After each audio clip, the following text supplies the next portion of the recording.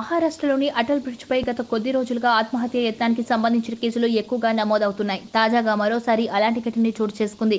నిత్యం అత్యంత రద్దీగా ఉండే అటల్ సేతు బ్రిడ్జ్ పై ఓ మహిళ ఆత్మహత్యకు యత్నించింది. అయితే అక్కడే ఉన్న క్యాబ్ డ్రైవర్ వెంటనే స్పందించడం, తక్షణమే పోలీసులు కూడా రావడంతో ఆమె ప్రాణాలు దక్కాయి. దీనికి సంబంధించిన దృశ్యాలు ముంబై పోలీసులు ఎక్స్ వేదికగా షేర్ చేశారు. ప్రస్తుతం ఈ దృశ్యాలు సామాజిక మాధ్యమాల్లో వైరల్ గా మారాయి. వీడియో చూసినట్లయితే ముంబైలోని ములుంద్ ప్రాంతానికి చెందిన 56 ఏళ్ల రీమా ముఖేష్ అటల్ సేతుకు చెందిన సేఫ్టీ బ్యారియర్ పై కూర్చొని ఉంది.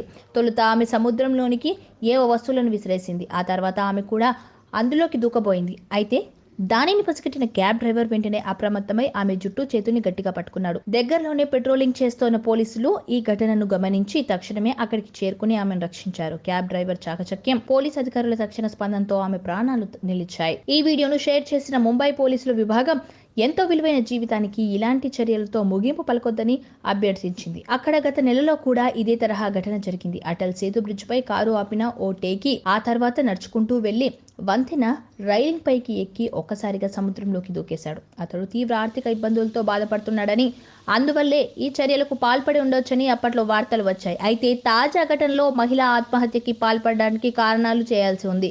ఇక అక్కడ ఉన్న ట్రాఫిక్ పోలీసుల పేర్లు లలిత్ శిర్షత్, కిరణ్ మాత్రే, యష్ సోనావానే, మయూర్ పాటిల్ అని పోలీసుల బృందం తెలిపింది. శుక్రవారం సాయంత్రం 7 గంటల మధ్య ఆమె ఆత్మహత్య యత్నం చేసింది. ఈ వీడియో చూసిన నెటిజన్స్ ఆత్మహత్య పరిష్కారం కాదని అంటున్నారు. సబ్స్క్రైబ్ చేయండి.